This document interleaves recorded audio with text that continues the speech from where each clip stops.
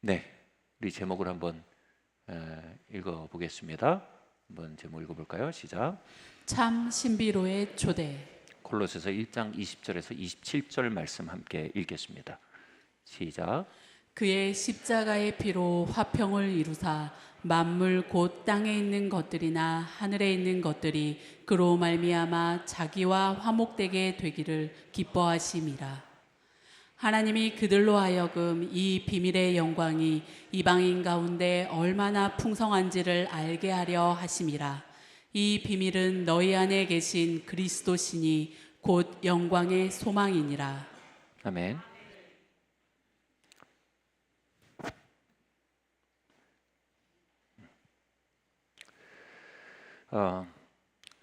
우린 지난주에 그 야훼라는 이름이 인간의 들숨과 날숨의 음역이다라는 주장에 대해서 잠시 나누었었습니다. 그 말이 제가 한 주 동안 사실 떠나질 않더라고요.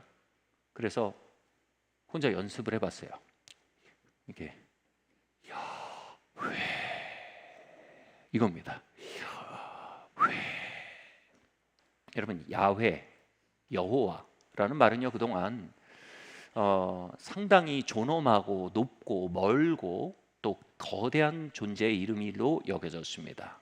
그래서 실제로요, 이 유대인들이 필사를 할 때 여호와라는 이름, 야훼라는 이름을 필사할 때면 목욕 제기를 하고요, 옷을 갈아입고요, 경배를 하고 또 자음만 썼어요. 모음도 다 쓰지 않고 야훼 그렇게 썼어요. 이게 근데 최근 들어 힘을 얻고 있는 해석이 바로 이게 그러한 멀고 크고 막연한 존재가 아니라 인간을 지탱하고 채우고 살게 하고 있는 호흡, 그 호흡이 야훼다 라는 해석을 요즘 신학계에서 힘을 얻고 있습니다. 여러분, 호흡이 뭡니까? 여러분, 호흡 인식하지 않으시죠? 그러나 그 호흡은 언제나 우리 안에 있습니다. 여러분, 호흡 눈치채지 못하십니다. 그러나 그 호흡이 우리를 살게 하고 있습니다. 그리고 그 호흡이 우리를 가득 채우고 있습니다. 바로 야훼가 그 호흡 속에 계시다는 겁니다.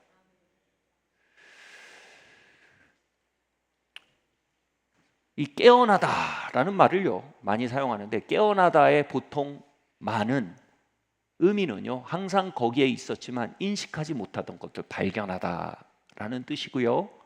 그리고 깨어남을 위해 하는 일이 기도와 묵상인데, 기도와 묵상의 가장 빈번한 진입로가 이겁니다. 자신의 호흡을 인식하게 하는 겁니다. 야훼.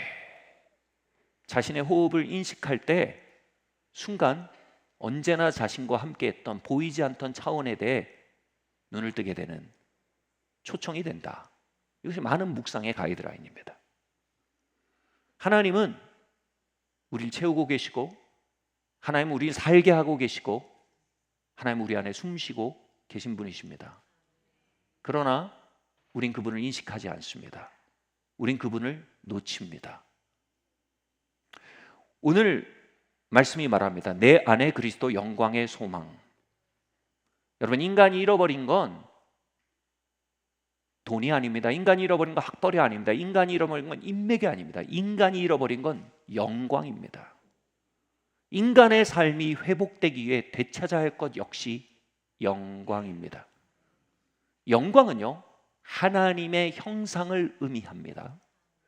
동시에 영광은요 하나님의 부르심과 목적을 의미합니다.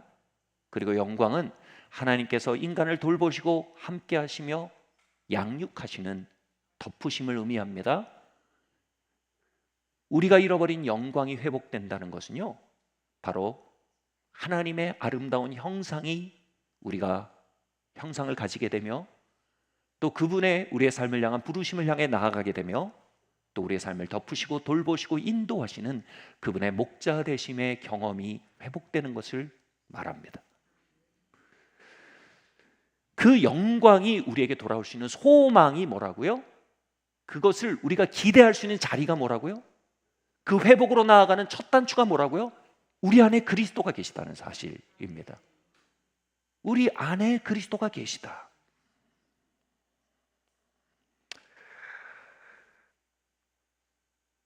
그런데 누군가 이런 말을 했습니다. 인간이 가지는 가장 큰 망상은 우리가 하나님과 분리되어 있다는 생각과 느낌이다. 이렇게 말했습니다. 가장 큰 딜루전, 가장 큰 망상은요, 내가 하나님과 분리되었다고 생각이 되고 하나님과 분리되었다고 느끼고 있는 것 자체가 우리가 가진 가장 근본적인 망상이라는 겁니다. 저희 아버지가 결혼하시고 30년이 지나시고도 가끔 이런 꿈을 꾸신대요. 꿈속에서 데이트하던 전 여친 심재선 씨가 사라진 거예요. 그래서 꿈속에서 재선아 하고 막 찾아다닌다는 거예요. 그러다가 너무나 절박한 마음에 막 꿈속에서 막 재선아 찾다가 딱 깨면 그 재선이 씨가 옆에 누워 있는 거예요.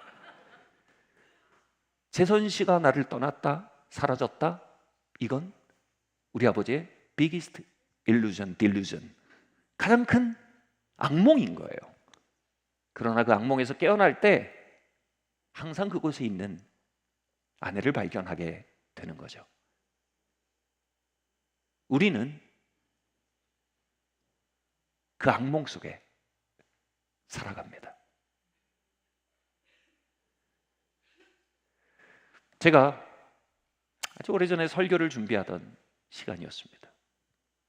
설교를 준비하다 지치고 헛헛하면 이제 가족들이 있는 거실에 나와서 대화를 하거나 또 장난을 치거나 그렇습니다. 그런데 거실에 있을 줄 알았던 가족이 한 명도 없는 겁니다.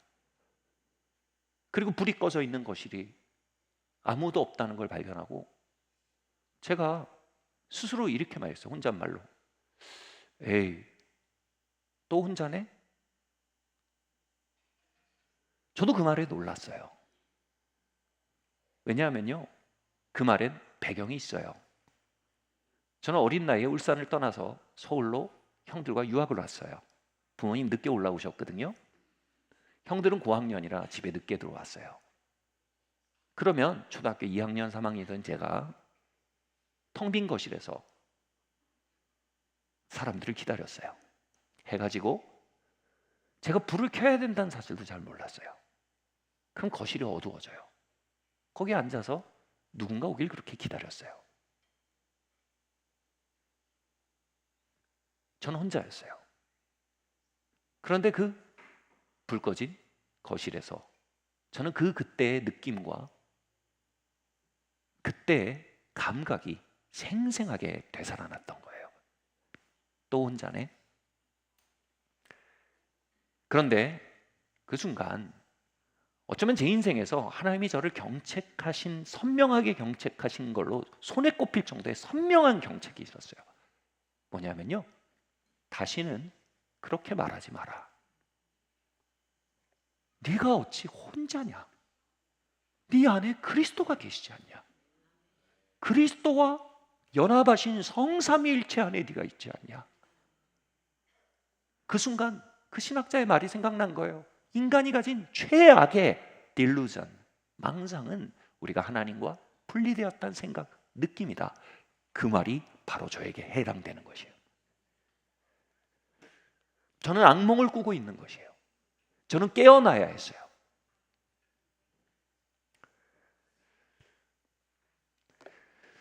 왜?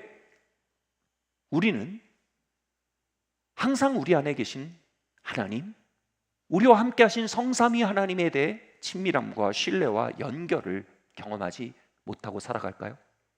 우리는 왜 종종 악몽에, 망상에 빠져들어 우리가 혼자이고 우리를 돕는 이가 없으며 우리가 캄캄한 인생길에 홀로 걷고 있다는 느낌과 생각 가운데 있을까요? 인간이 신뢰라는 것, 친밀함이라는 것, 연결이라는 것, 그 안에 있는 안식이라는 걸 경험하기 위해서는요, 반드시 인간의 신경계, 미주신경이라는 신경계가 안정이 돼야 된다고 합니다. 미주신경 1단계에서 인간은 대상을 감지하고 대상을 신뢰하고 대상과 친밀하고 그 안에 하고 쉴 수 있답니다. 여러분 어린 시절 생각해 보세요. 엄마에게 꼭 안겼을 때 그때 느끼는 소속감, 안전하다는 느낌, 신뢰할 수 있는 느낌, 그리고 거기서 느끼는 그게 뭐예요? 미주신경 1단계에서 경험되는 거예요. 그런데 우리의 신경이 이런저런 상처나 사건들에 의해 2단계, 3단계로 과각성되고 바뀌면요, 2단계에서 우리 미주신경이 작동하고 있을 땐 계속해서 이런 신호를 보냅니다. 싸워라, 싸워라, 안 되면 도망쳐라. 싸워라, 네가 누군지 보여줘라. 이겨라, 지지 마라, 맛을 보여줘라. 안 될 것 같아? 도망쳐. 미주신경 2단계가 있으면요, 우리는 우리의 삶을 정글로 인식하고 친밀함과 신뢰와 안식의 대상에 대해 신호가 닫혀버리고 싸움과 도망치는 것에 대해서만 과민해지기 시작합니다. 싸울 수도 도망칠 수도 없는 환경이 되면 3단계로 바뀐답니다. 3단계에서 뭐냐면요, 얼어붙기 시작하는 겁니다. 싸울 수도 도망칠 수 없어. 근데 이 정글에서 헤쳐날 길도 없어. 방법은 뭡니까? 외부 세계에 대해서 셧다운하고 느끼지 않고 마음을 돌같이 하고 잠수 타고 숨어버리고 반응하지 않는 딱딱한 사람, 무감각한 사람이 돼버리는 겁니다. 제가 자라온 학교는 정글이었습니다. 학년이 바뀌면 서열이 정해졌습니다. 한 달 동안요, 힘겨루기가 시작됩니다. 수컷들의. 그래서 거기서 우리의 힘을, 나의 힘을 보여주고 비교 우위를 보여주고 내가 피해자가 아니라 포식자가 될 수 있는 위치, 힘을 가진 존재임을 보여주지 못하게 되면 그 다음에 1년 동안 탈탈 털리는 겁니다. 그럼 저는 학년이 바뀔 때마다 정말 학교 가기가 싫었어요. 왜요? 제 안에는 미주신경 2단계예요. 도망쳐. 엄마 학교 가기 싫어. 나 정말 학교 가기 싫어. 정말 학교가 너무 가기 싫었어요. 도망치고 싶었어요. 그래도 가야 되잖아요. 가면 어떻게 돼요? 이제 미주신경 2단계에서 싸워. 네가 누군지 보여줘. 그럼 항상 전투태세입니다. 누가 와서 몇 마디 툭 하면 농담한 건데 신경을 긁는다고 느낍니다. 그냥 하는 말인데, 야, 누가 센지 겨루자는 얘기야? 이런 식으로 받아들여요. 왜냐하면요, 이미 미주신경 2단계면요, 세상이 그렇게 보여요.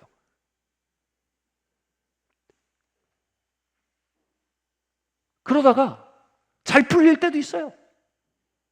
근데 나보다 센 놈들도 있고 도망칠 수 없을 때도 있어요. 그럼 어떻게 돼요? 3단계로 넘어가요. 얼어붙는 거예요. 소극적이 되는 거예요. 사람이 굳어버리는 거예요. 내가 봐도 쪼다 같다. 설교에 나올 말은 아니지만 알아들으시기 쉬우라고 하는 말입니다. 그런 상태가 되는 거예요. 다시 말해, 저는 오늘을 살고 있지만 저의 미주신경은 이미 과거의 상처와 과거의 정글과 과거의 전쟁터에 학습된 상태인 거예요. 지금 그리스도 내 안에 계시지만 난 그분을 신뢰할 수 없는 거예요. 그리스도 내 안에 계시지만 그분과 친밀할 수가 없는 거예요. 그리스도는 내 안에 계시지만 그분을 감지할 수가 없는 거예요. 싸우거나 도망치거나 얼어붙는 것 외엔 다른 선택지가 없을 때가 너무나 많았어요. 그 중에 한 사건이었습니다. 지금은 저에게 아주 훌륭한 영적 선배님이시고 또 정말 인생의 귀한 멘토 같고 어떨 땐 영적인 아버지 같은 분이신데, 이분과 관계가 시작될 때였습니다. 오래전이었습니다. 이분이 한 국제 컨퍼런스였어요. 북미권에서 막 전 세계 사람들이 오고, 근데 이분이 밑도 끝도 없이 갑자기 영준 앞으로 나와서 10분 정도 메시지를 전해. 미리 얘기를 안 하시고, 그리고 영어로 해야 되잖아요. 미주신경 2단계가 난리가 났어요. 도망쳐! 도망쳐. 망신살 뻗칠 거야. 근데 도망칠 길이 없어요. 결국은 올라갔어요. 올라가면서 계단 올라가면서 해낼 수 있어. 내가 누군지 보여줘야 돼. 영준이 할 수 있어. 복서가 링에 올라가듯이요. 올라갔어요. 그리고 막 머리론 장문을 하면서 또 준비되는 설교를 막 만들면서 몇 마디를 하는데 스텝이 엉키기 시작하는 거예요. 싸우지도, 내가 누군지 보여주지도 못하고 도망칠 수도 없어요. 그 다음 뭐예요? 3단계예요. 얼어붙기 시작하는 거예요. 머리가 하얘졌어요. 그 다음부터 내 입에서 무슨 소리가 나오는지도 모르겠어요. 독어를 했는지 영어를 했는지 한국말을 했는지 기억이 안 나요. 내려왔는데 와, 제 인생의 가장 고통스러운 모습, 가장 보여주고 싶지 않은 모습을 전 세계의 무대에서 보여준 게 된 거예요. 왜 이 시간이 있어야 할까? 왜 저분은 나에게 이런 어려움을 주는가? 그리고 뭐예요? 왜 하나님은 이런 나를 드러내시는가? 답은 이겁니다. 드러내지 않은 건 치유되지 않습니다. 같이 한번 말할까요? 드러나지 않은 건 치유되지 않는다. 시간이 지났습니다. 그분과 좀 더 가까워졌고 그분이 어떤 분인지 더 알게 됐고요. 그리고 대만에 같이 사역 여행에 참여하게 되었습니다. 대만에 가는 공항에서, 대만을 향하는 공항에서 비행기를 기다리며 그분이 그러는 겁니다. 영준 그거 알아? 나는 내가 응원하고 그 부르심을 이뤘으면 좋겠고 그들이 성장했으면 좋겠는 사람을 앞으로 불러내는 습관이 있어. 그분이 그 만행을 저지른지 까먹으신 것 같아요. 기억 못하신 채로 얘기하는 거예요. 나 그 불러내는 습관이 있어. 우리 아내도 내가 불러냈을 때 올라와 갖고 얼어붙고 난리도 아니었어. 그래서 내가 계속 불러냈지. 지금은 강대상에서 챔피언이야. 내 주변에 있는 사람이 내가 그런 거 되게 힘들어해. 근데 나는 그들이 어떠한 골짜기를 지날 것을 기대하는 거야. 그 얘기 듣는데 깜짝 놀랐어요. 그 언어는 아니었지만 그분은 그들이 미주신경 2단계, 3단계 가운데 묶여 있다는 거 아는 거예요. 그리고 그것이 드러나고 치유돼야 삶의 다음 챕터로 나갈 수 있다는 거 아는 거예요. 그분은 거기서 잘하기를 기대하고 불러올린 게 아니라 그 과정을 함께 하려고 불러올린 거였던 거예요. 저는 처음에 그분이 불러올렸을 때 이런 생각을 했어요. 워낙 국제적인 평판을 가진 분이니까 저는 무의식적으로 그렇게 생각했어요. 아, 이분이 오디션을 보는구나, 나를. 지금 저 밑에서 마음속으로 전달력 8점, 영어 구사력 6점, 즉흥 유머 3점 점수 매기고 있다고 생각한 거예요. 그리고 거기서 제가 뭔가 보여줘야 된다고 생각한 거예요. 왜 세상이 그렇게 볼까요? 저는 미주신경 2단계에 갇힌 사람이에요. 어린 시절 정글에 갇힌 사람이에요. 현실이 어떤지 보지 못하고 제 눈의 안경으로 세상을 읽는 사람이에요.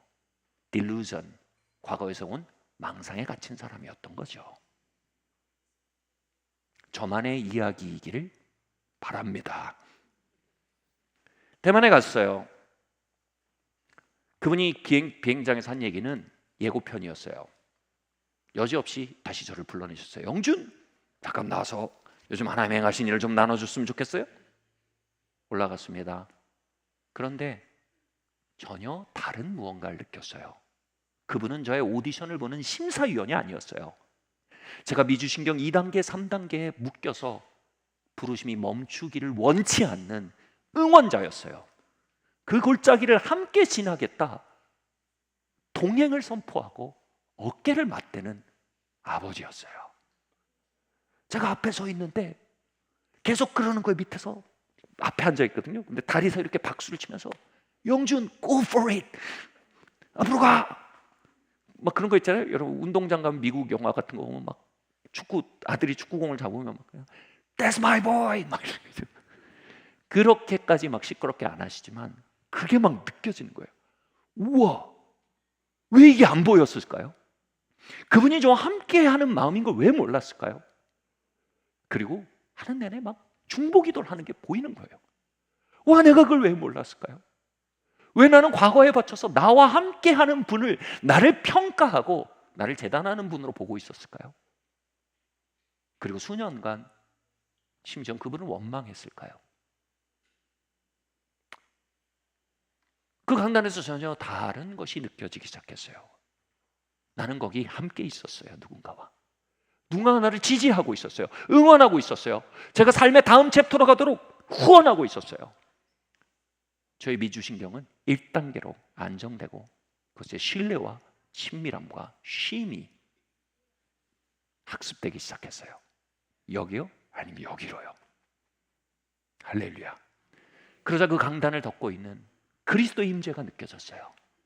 제 안에서 말씀하기 원하시는 그리스도의 열정이 느껴졌어요. 그리고 그분과 함께 흐를 수 있었어요. 그분이 말씀하시고 그분이 일하시고 저는 그분 등에 업힌 사람일 수 있었어요. 짧은 사역을 마치고 내려오면서 그분에게 마이크를 이렇게 넘겨드리는데 그분이 일어나서 마이크를 받으면서 너무 큰 소리로 Well done, well done, well done. well done이 스테이크가 아니고요. 잘했다, 잘했다. 잘했다, 잘했다, 잘했다. 잘했다. 잘됐어요, 잘했어요, 영준. well done은 몇십 번 하시는 거예요. 계속해서 뭐예요? I'm with you. 난 너랑 함께 있어. 난 널 응원해. 난 널 점수 매기는 게 아니야. 너와 같이 가는 거야. 와, 저는 전혀 새로운 현실을 학습했어요. 여기로요. 시간이 지나 세계 최대의 교회 강단에 서게 됐어요. 10,000명이 넘는 사람들이 자리를 꽉 메웠고 카메라가 수십 개가 돌아가면서 전국으로 생중계가 되는 집회였어요. 그 강단에 서 있는데 그 카메라보다 거기에는 10,000명이 넘는 사람보다 너무나 선명한 게 있었어요. 하나님 아버지와 나와 함께 계셨어요. 그리스도가 내 안에 계셨어요. 말씀이신 그리스도가 저를 휘감고 계셨어요. 미주신경 2단계에서 내가 누군지 여기서 보여줘야지. 누가 졸면 나 무시하는 거야? 내가 누군지 보여주겠어. 그럴 수도 있고 또는 얼어붙어 갖고 소극적이 될 수도 있는데 미주신경 1단계는 뭐예요? 거기에 플로우가 있어요. 플로우가 뭐야? 성령의 강을 감지하는 거예요. 그리고 그 강과 함께 흐르는 거예요.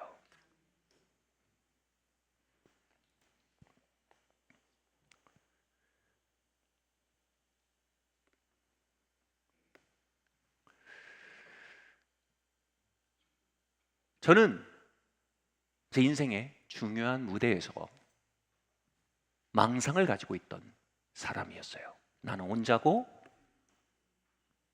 나는 싸워서 내가 누군지 보여줘야 하고 내가 누군지 보여줄 수 없다면 나는 불합격이고 불합격할 것 같은 두려움이 있으면 도망쳐야 되고 도망칠 수도 없으면 타조처럼 굴을 파고 머리를 거기에 박고 잠수 타고 나를 마비시키고 얼어붙고 주변에 셔터를 내리고 무감각한 사람이 되는 다른 길을 알지 못했어요. 그러나 제 삶의 다음 챕터로 가는 영광의 소망, 하나님이 내 안에 주신 형상이 회복될 수 있는 영광의 소망, 하나님이 내게 주시는 공급과 인도하심과 연결될 수 있는 영광의 소망이 있으니 그는 내 안에 그리스도가 계시다는 사실을 향해 깨어나는 일이었어요. 어떻게 해요? 과거로부터 걸어 나오는 거예요. 여러분의 내면을 가득 채운 신호는 무엇입니까? 야, 저 우습게 보는 거야. 맛 좀 보여줘. 그럼 여러분 싸움 따게 될 겁니다. 야, 만만치 않아. 야, 너 털리겠다. 도망쳐. 겁쟁이가 되는 겁니다. 도망칠 수도 없고 이길 수도 없어. 얼어붙어. 그러면 여러분 잠수 타는 사람 머리 받고 현실을 외면하는 무덤덤한 무감각한 사람이 되고 소극적이고 내면이 작동하지 않는 사람이 되고 마는 겁니다. 하나님은 그 안에서 우리를 깨우기 원하십니다. 인간의 가장 큰 망상은 하나님이 우리와 함께 하시지 않는다는 생각과 느낌 자체이다. 또 혼자네? 이건 나한테 다 달렸는데? 이번에 뭔가 보여주지 않으면 난 끝장인데? 내 인생에 내가 무너지면 아무것도 남지 않아? 이것은 거대한 망상입니다.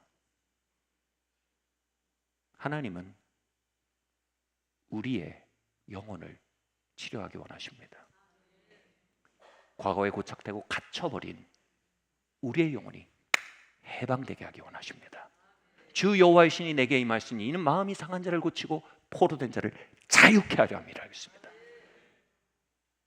마음에 어그러진 것들이 고쳐지고 우리를 가두고 있는 패턴에서 빠져나올 때 우리는 딜루전에서 깨어납니다. 그리고 내가 너와 함께 있다. 내가 너와 함께 이 강을 건너겠다. 내가 너의 영감이 되겠다. 내가 너의 목자가 되리라. 말씀하시는 하나님의 현존을 발견하게 됩니다. 하나님의 현존은요, 극단적인 종교 생활을 한 사람들이 얻어내는 상품이 아닙니다. 이건 전형적으로 미주신경 2단계에 갇혀 있는 사람들의 종교에 대한 망상입니다. 하나님 함께 하시면 모든 이들에게 주어진 선물입니다. 그리고 그 선물을 발견하는 건 치유의 결과입니다. 하나님, 우리를 고쳐주십시오. 우리를 과거로부터 노임받게 해주십시오. 우리의 삶에 고통의 무한 루프에서 걸어나올 수 있도록 포로된 나의 영혼을 자유케 하여 주시옵소서. 한마디로 모여 주님, 주님과 내가 연합되었음을 볼 수 있도록 도와주십시오. 아멘. 이 은혜의 역사하는 주일 되시기 예수 이름으로 축원합니다. 두 번째로요, 우리가 그리스도와 우리가 연결되어 있는 것을 깨닫는 것은요, 발견하는 것은요, 엄청난 바다를 향해 나아가는 수로임을 발견하게 됩니다. 그 바다가 뭡니까? 시편 104편 15절 말씀 함께 읽겠습니다. 시작. 사람의 마음을 기쁘게 하는 포도주와 사람의 얼굴을 윤택하게 하는 기름과 사람의 마음을 힘있게 하는 양식을 주셨도다. 아멘. 오늘 시작 때 읽었던 본문 말씀이 뭐라고 합니까? 그리스도가 우리 안에 계시다. 이전에 무슨 말씀이 있어요? 그 그리스도가 만물을 화해케 하셨대요. 다시 말해 만물의 커넥션을 그리스도 자신이 만드셨다는 겁니다.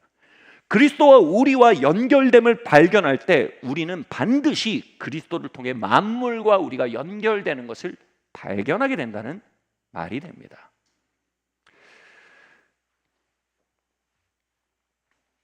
여러분, 피조계와 우리가 아주 깊은 방식으로 연결되어 있음을 만날 때 그 환희에 대해서 오늘 시편 104편이 얘기하고 있습니다.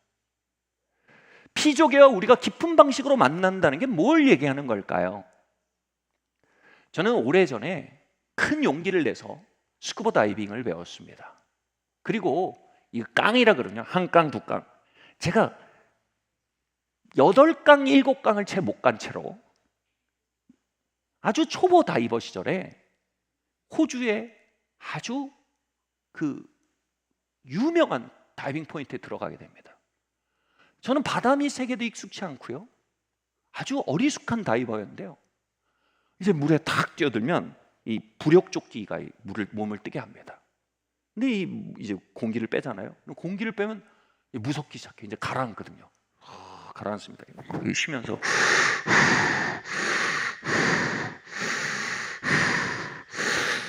가라앉습니다. 근데 총천연색의 산호가 둘러쌉니다. 지상에서 제가 모든 알던 색깔들의 개수를 능가합니다. 그런 열대어들이 저를 둘러싸고 있습니다. 바닷속에 이건 어떤 예술혼에 사로잡힌 예술가가 자신을 뽐낸 것이라고 설명하는 것 외에는 답이 없을 정도의 경탄스러운 피조개가 열려집니다. 제가 이 초보 다이버가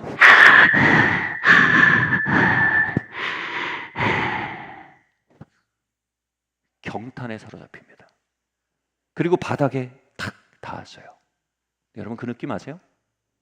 이제 물속에 있는데 아무것도 안 들리죠. 근데 뒤에서 누가 보고 있다는 느낌. 뒤에서 누가 보고 있는 느낌이에요. 더 이상 설명이 안 돼요. 그 느낌이 있어요. 그래서 이제 물을 제가 어렵게 밀면서 돌아섰는데 제 덩치보다 좀 큰 나폴레옹 피시가 저를 이렇게 보고 있는 거예요. 제가 그 친구를 발견하기 전에 그 친구가 저를 먼저 봤어요. 제가 그 친구를 보고 경탄에 사로잡히기 전에 그 친구가 먼저 경탄에 사로잡혔어요. 아니 처음 보는 수중생물인데 그 저를 보는 거예요. 눈이 막 그러면서 저희 안에서 몇십 초 동안 대화가 있었어요. 야, 넌 어디서 왔냐? 난 한국에서 왔다. 어떻게 숨 쉬는 거야? 탱크로 숨 쉬는 거야. 너 내가 도감에서 봤는데 나폴레옹 피시구나. 근데 생각보다 너 진짜 컬러풀하고 예쁘다.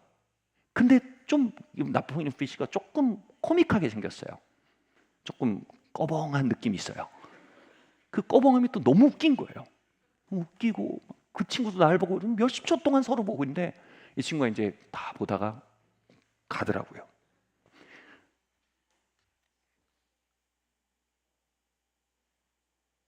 피조개와 제가 아주 특별한 방식으로 연결되었어요.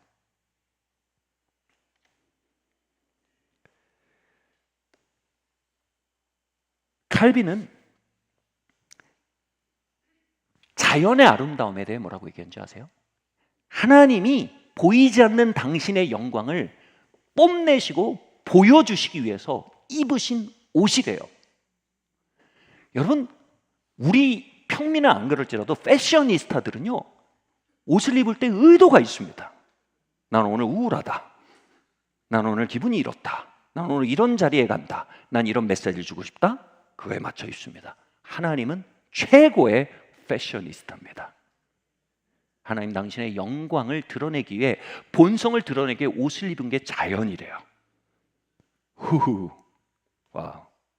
그리고 하나님의 아름다움이라는 불가시적인 가치를 읽을 수 있는 글자로 쓰신 게 자연이래요. 더 나아가서요, 하나님이 자연을 인간이 생존하는 공간으로 지으신 것이 아니라 인간이 참으로 즐거워하고 기뻐하고 충만하도록 지으신 공간이라는 증거는 자연이 가진 아름다움이다, 이렇게 말했어요. 그러므로 식물을 지으실 때, 음식을 지으실 때 영양분만 있게 하지 않으시고 다채로운 맛과 향이 있게 지으셨다는 거예요.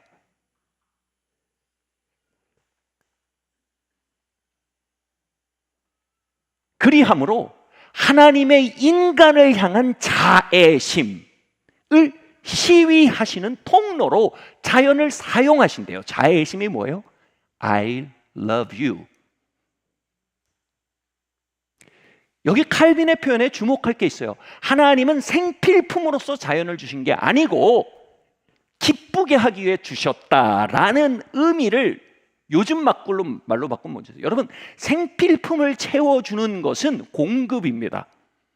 그의 마음을 흡족해 하는 것은 선물입니다. 생필품을 넘어서는 기분을 고려한 물건을 조금 격하게 표현하면 사치품이라고 하는 겁니다. 그래서 사랑에 대한 영어 표현이요, 관대한, 흠뻑 주신이라는 영어 단어가 사실은 사치스러운이라는 단어로 쓰입니다. 하나님의 우리를 향한 사랑은요, 사치스럽습니다. 아멘. 어느 날 아내가 남편에게 말합니다. 여보, 난 가방이 필요해. 남편이 말합니다. 저기 비닐봉다리가 있어, 충분해 라고 말한다면 필요는 채웠으나 그녀의 마음을 채우지 않은 것입니다. 그러나 여보, 내가 가방이 필요해 라고 말할 때 당신은 구찌가 좋아, 프라다가 좋아, 에르메스가 좋아 라고 말하면 그 남편은 그녀의 필요가 아닌 그녀의 마음을 채우고자 하는 것입니다.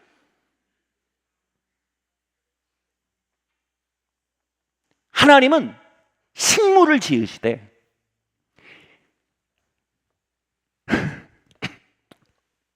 먹이 사슬의 기초로서 식물을 지으신 것만이 아니에요.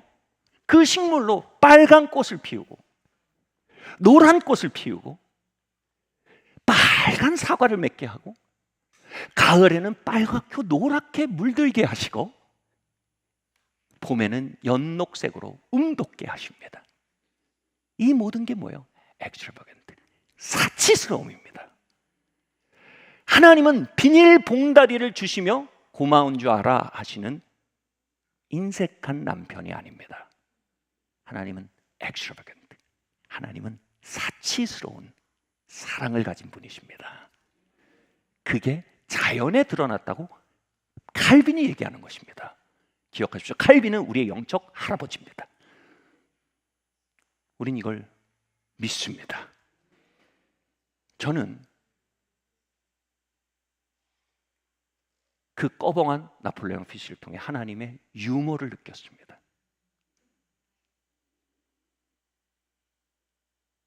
그 총천연의 산호를 통해 하나님의 컬러풀함을 보았습니다. 그리고 그걸 지으며 환희로 가득했을 예술혼을 느꼈습니다. 그리고 우리를 불러 그 예술혼을 기뻐하고 즐거워하고 그 예술가를 사랑하기를 바라시는 초청을 느꼈습니다. 할렐루야. 시편 104편에 사람의 마음을 기쁘게 하시는 포도주와, 이 기쁘게 하시는이 뭐냐 하면 아주 흥미로운 표현입니다. 함께 잔치하게 하시는 이란 히브리어입니다. 하나님은 자연을 지으며 천사들과 잔치하셨습니다. 천사들이 모여서 하나님 너무 컬러풀한데요. 그치, 내가 보기도 멋져. 축제가 벌어졌단 말이에요. 근데 뭐라고요? 우리를 그 축제에 초청하는 거예요. 어떻게 해요? 그리스도 안에서 만물과 연결되게 하심으로요. 아멘. 할렐루야. 그리고 사람의 얼굴을 윤택케 하는 이라는 윤택케 하는이 히브리어 보니까 기가 막힙니다. 사막에서 피부의 보습을 한다라는 뜻이래요. 엔티에이징, K-뷰티의 뿌리예요. 항노화예요, 항노화. 다시 말해 뭡니까? 이 세월 속에 쓰러져가는 우리의 생명을 일으켜 세우고 영어로 vitalize, 생명력 넘치게 하는 통로로서 뭐예요? 피조개를 지으셨다는 겁니다. 그리고 그 다음 표현도 아름답습니다. 사람의 마음을 힘있게 하는 입니다. 이 힘있게 하다는 말의 히브리어가 뭔지 아세요? 돌보다, 위로하다, empowering, 능력을 주다, 지혜를 주다, 이끌어주다, 후원하다, 지지하다라는 뜻입니다.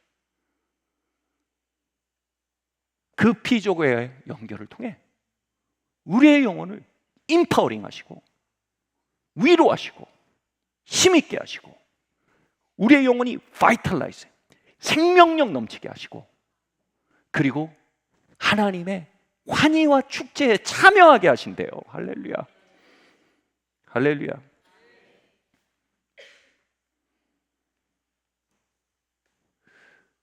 제럴드 메이라는 중독 전문가가 있습니다. 그의 글을 보다가 아주 흥미로운 부분을 봤어요.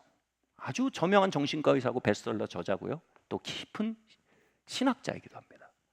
제럴드 메이가 한 사람이 중독에서 노인받는 순간에도 이렇게 말했습니다. 그가 한 중독자가 편의점에 들려서 물건을 사가지고 나와요. 나왔는데 어느 순간 하늘을 봤는데 해가 너무 찬란한 거예요. 그리고 나무가 바람에 막 날리는데 그게 우와. 그리고 그 햇빛이 흔들리는 나무에 보였다. 그 순간 갑자기 와. 그 순간을 제럴드 맥이면 은총의 순간이래요. 왜 은총이라고 하는지 아세요? 그 순간 그것과 연결된 중독자는요, 처음으로 그 느낌을 갖습니다. 내가 더 이상 중독이 필요 없네. 내가 더 이상 중독이 필요 없네. 다른 영성신학자가 말합니다. 중독은 중독을 향해 십자군 전쟁을 벌임으로 노임받지 않는다. 중독은 새로운 충만을 만남으로 걸어 나오게 된다. 어머니의 아름다운 잔치상을 즐거운 아이는요, 나가서 불량식품에 배가 안 고픕니다. 다시 말해 영혼의 진정으로 기쁨을 주고 그 영혼의 진정으로 힘을 주고 생명력을 주는 연결점을 찾은 이들은요, 점점 중독에 대한 필요성이 없어집니다. 하나님은 이러한 방식으로 여러분을 성화시키십니다. 하나님 이러한 방식으로 우리를 치유하시고 변화시켜 가십니다. 하나님은 지옥불로 우리를 지질 듯이 불을 들고 인두를 들고 우리를 변화시키는 것이 아니라 하나님은 엄청난 연결의 세계, 연합의 세계, 함께 즐거워하다는 말, 그 하늘에 있는 축제 안으로 우리를 초청하심으로 우리를 거룩해 하신다는 겁니다. 이 함께 축제하다, 함께 느끼다라는 말이 sin, together, synpatheia, 느끼다, 함께 느끼다, sympatheia라는 헬라어입니다. synpatheia가 뭡니까? 그리스 철학에서요, 인간이 누리는 극상의 만족을 심파테이아라고 합니다. 이 심파테이아 뭐냐면 온 우주와 내가 공감하는 느낌이에요.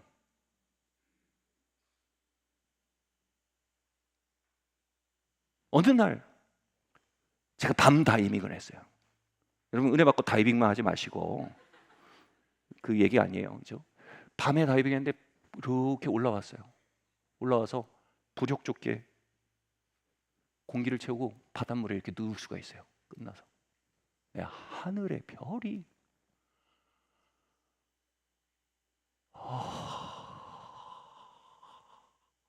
이게 뭐예요? 심파테이아, 극상의 충만이에요. 아내와 노을을 보고 있었어요. 저 바다 너머로 해가 지는데 눈물이 막 나요. 위로가 와요. 그 노을을 통해 나를 잔치로 초대하시는 절대자가 느껴져요. 그리고 나를 다시 목회에서 지치고 번아웃이 오려고 하는 저에게 다시 생명력을 공급하는 어떤 것이 느껴져요. 그때 제가 알았어요. 제가 아내한테 제 인생의 명문장을 얘기했어요.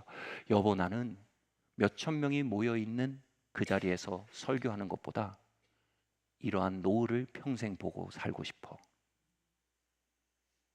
내게 필요한 건 성공이 아니었어. 내게 필요한 건 심파테이아야. 우리는 우리를 만족해 하지 못하는 것을 만족시킬 줄 알고 덤벼들고 있습니다. 그게 중독입니다. 중독의 본질은 성공 중독입니다.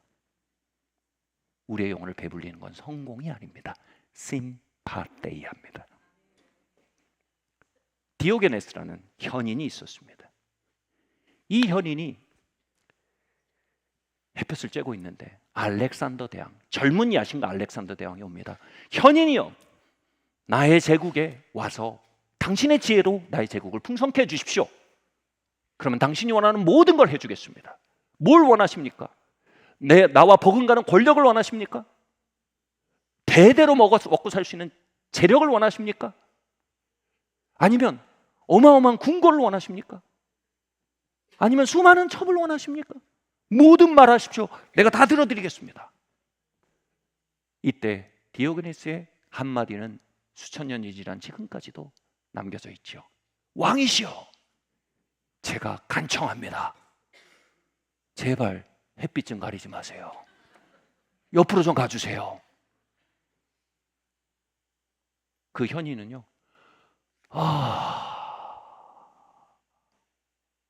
여기 내가 속했어.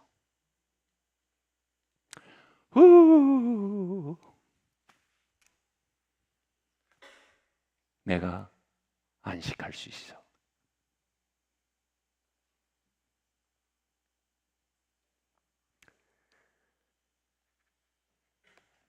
사랑하는 성도 여러분, 피조개는요, 그리스도께서 여러분과 화해케 한 피조개는요, 사방에서 우리를 향해 말하고 있습니다.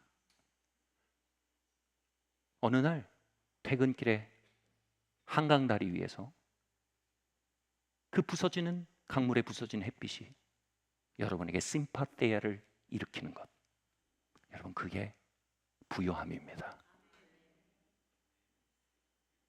아침 햇살 속에 심파테아를 만나는 것, 여러분 그게 치유입니다. 가을의 아름다움 속에 위로를 누리는 것, 그게 여러분의 상급입니다. 어쩌면 디오게네스의 말은 성공 중독의 시대를 사는 우리에게 굉장히 깊은 영감을 줍니다. 왕이시여, 햇빛 좀 가리지 마십시오.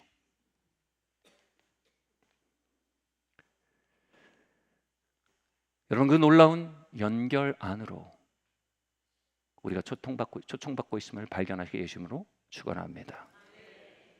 마지막입니다. 에베소서 2장 14절에서 15절 말씀 함께 읽겠습니다. 시작. 그는 우리의 화평이신지라 둘로 하나를 만드사 중간에 막힌 담을 허시고 원수된 것 곧 의문에 속한 계명의 율법을 자기 육체로 폐하셨으니 이는 이 둘로 자기의 안에서 한 세 사람을 지어 화평하게 하시고. 아멘. 여러분, 마지막 우리의 연결의 주제는요, 사람과의 연결입니다. 그리스도께서 만물과 우리를 화해케 하셨던 만물 안에는 우리의 이웃을 포함합니다. 여러분, 이웃과의 연결에 대해 이렇게 말씀드리고 싶어요. 여러분, 사이코패스라는 말 아세요? 사이코패스가 뭐냐면 도덕성이나 윤리 자체가 없어서 서슴지 않고 비윤리적인 행위를 하는 사람, 거기에 대한 양심의 불편함이 없는 사람이 사이코패스입니다. 그런데 여러분, 우리가 사이코패스는 도덕성이 없는 사람이라는 말은 잘못된 설명입니다. 여러분, 도덕적으로 사는 사이코패스들 많이 있어요. 왜냐하면 도덕은요, 언제나 유익을 줍니다. 그렇죠. 비도덕은 불이익을 줍니다. 그래서 진짜 똑똑하게 이기적인 사람은요, 도덕적으로 살아요. 사이코패스의 정의는요, 그게 아니면 사이코패스인 겁니다. 공감 능력이 없는 겁니다. 연결 능력이 없는 겁니다. 상대방이 뭘 느끼는지, 상대방에 내가 끼치는 고통에 대해 둔감한 겁니다. 상대방에 느끼게 하는 상실에 대해 내가 나 몰라라 하는 상태가 사이코패스입니다. 감정적인, 심령적인 연결이 없는 상태입니다.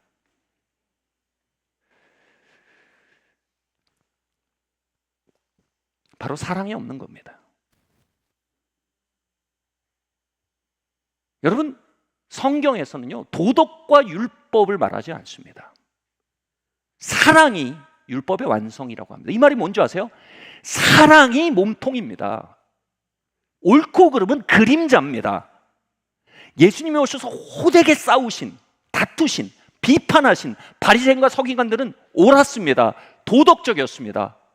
그들에게 뭐가 없었어요? 공감 능력이 없었습니다. 연결되지 않았어요, 심령으로. 뭐예요? 사랑이 없었어요. 사랑이 없는 도덕에 대해 예수님이 뭐라고 하십니까? 위선이라고 얘기합니다. 몸통이 없는 그림자는 유령입니다.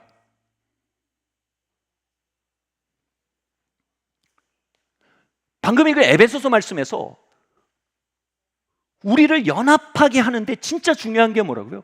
율법이 벽이랍니다. 원수된 것이지만요, 문맥상 이렇게 읽힐 수 있어요. 원수되게 하는 율법이래요. 우리를, 둘 사이를 갈라놓고 원수되게 하는 게 뭐라고요? 죄가 아니에요. 성격적 결함이나 그 사람의 부족함이 아니에요. 정말로 인간과 인간 사이를 막는 벽이 뭐라고요? 율법이래요. 율법이 뭔지 아세요? 오름이에요. 옳고 그름 안에 사로잡힌 상태, 이게 관계를 파괴한다는 거예요. 그리스도는 옳고 그름을 파괴하셨대요. 그리고 우리로 연합되게 하셨대요. 이 말이 뭔지 아세요? 우리가 옳고 그름의 기초에 관계하던 옛 습관에서 걸어 나오게 하시는 겁니다. 그리고 사랑 안에, 바꿔 말할까요? 용서와 존중 안에 관계하도록 부르신 거예요. 한 정신과학자가, 뇌과학자가 이런 얘기 하더라고요.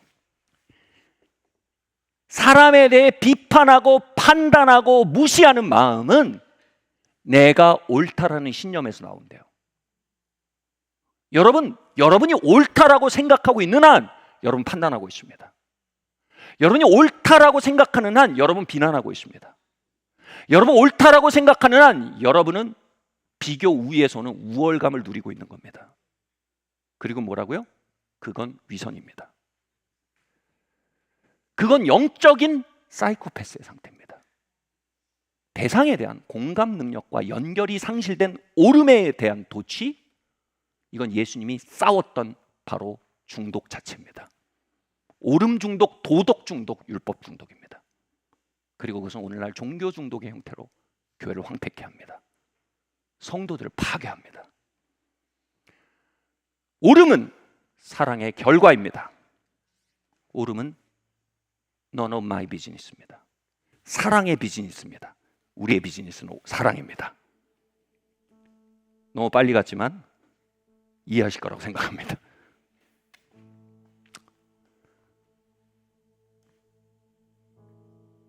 예수님이 그랬어요. 너희가 이웃을 판단하는 건 네 눈에 있는 들보를 보지 못하는 거다. 이웃을 비하하고 도덕적으로 저런 들떨어진, 영적으로 종교적으로 저런 들떨어진, 나보다 못하잖아. 이건 뭐라고요? 눈에 들보가 있는 거래요. 우와. 여러분, 눈에 들보가 있다는 말을 잘 생각해 보세요. 그게 그 사람 비하는, 그 사람 책망하는 말인가? 잘 보세요. 그 사람 되게 걱정하는 말이에요. 눈에 들보 들어오면 얼마나 아파요. 뇌과학자가 얘기하더라고요. 대상에 대한 존중과 용서가 없음은 자신에 대한 존중과 용서가 없습니다. 왜냐하면 우리의 뇌는 타인에 대한 존중과 나에 대한 존중을 구분하지 못한다. 스팟이 같대요. 다시 말해요. 내가 비난하고 판단하고 용서치 않고 존중치 않고 있는 한 나는 나를 비난하고 나를 판단하고 나를 용서치 않는 겁니다. 그 들보로 내 눈을 쑤시는 겁니다. 내 영혼을 파괴하고 있는 겁니다. 그래서 예수님이 가장 치명적인 중독으로 도덕주의를, 율법주의를 지적하신 겁니다.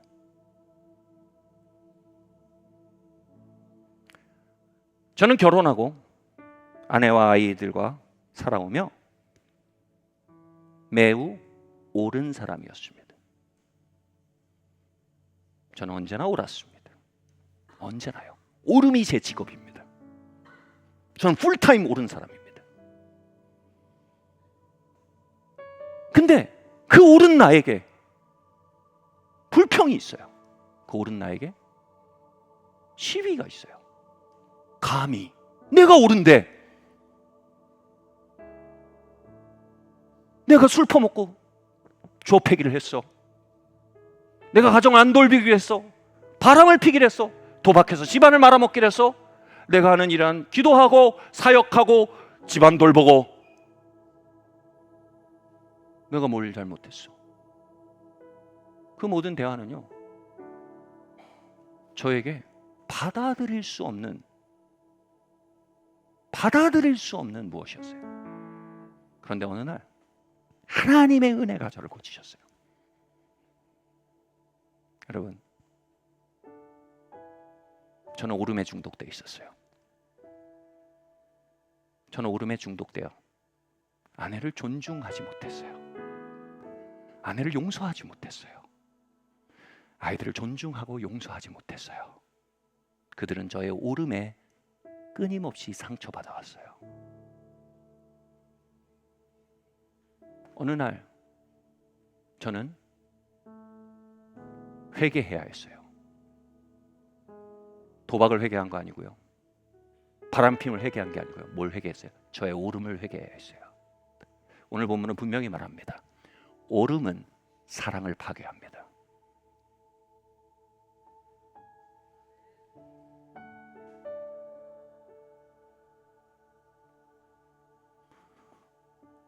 저의 오름 중독에서 나오는 중요한 발걸음을 알코올 중독 치유협회 치유 스텝에 잘 나와 있습니다. 10단계인가 그렇습니다. 12단계 중에. 그 중에 하나가 뭐냐면요. 내가 상처 준 사람들의 리스트를 쓰는 겁니다. 그리고 그들이 받아왔던 상처에 대해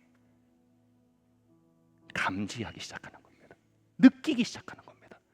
그들의 상처에 대해 책임을 인정하기 시작하는 겁니다. 여러분이 그동안 나에게 상처 준 사람 리스트만 써왔다면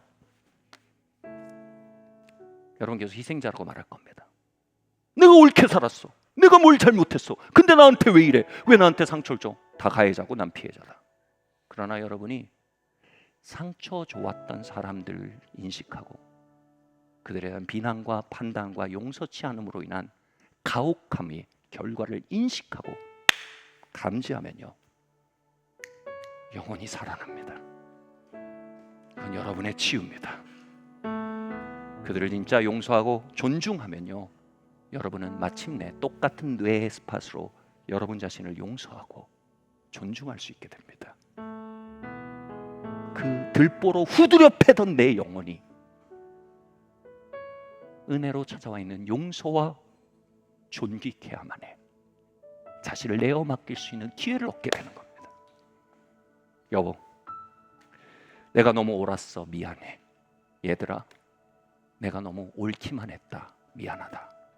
내가 사랑하지 못했다. 내가 존중하지 못했다. 그래서 내가 상처 줬고, 그래서 내가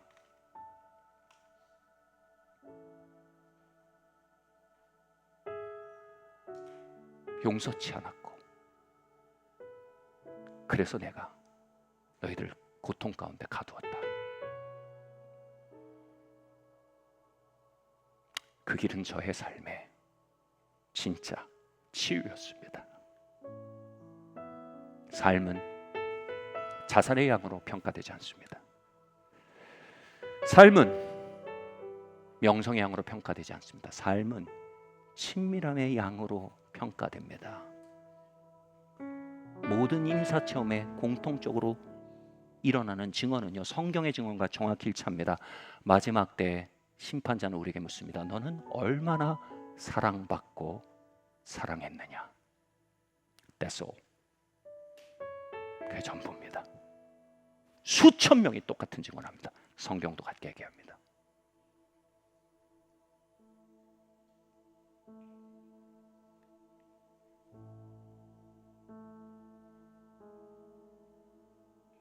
말씀 마치겠습니다. 사랑하는 성도 여러분, 그리스도는 그 놀라운 연결과 연합의 삶으로 길을 열어놓고 우리에게 손을 뻗고 기다리십니다. 너의 과거에서 나와라.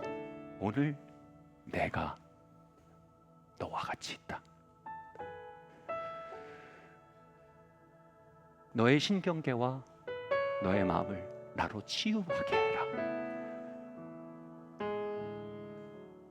내 손을 잡고 내가 만든 만물 안으로 너를 데려가겠다. 오후의 햇살과 여름의 따사로움과 가족들과의 휴가와 한강위에 부서지는 햇빛으로 저 남한산성의 녹음 속으로 너를 데려갈게. 그리고 너와 함께 축제할게. 그리고 너에게 생명력을 주고 너를 지지하고 영감을 주고 힘을 주어 일으킬게. 그리고 사랑하는 아들들아, 오름에서 너를 불러내라. 내가 율법을 폐하고 너희를 하나로 만들었으니 옛 생각에서 빠져나와 나의 새롭고 산 길에 걸어 나오라.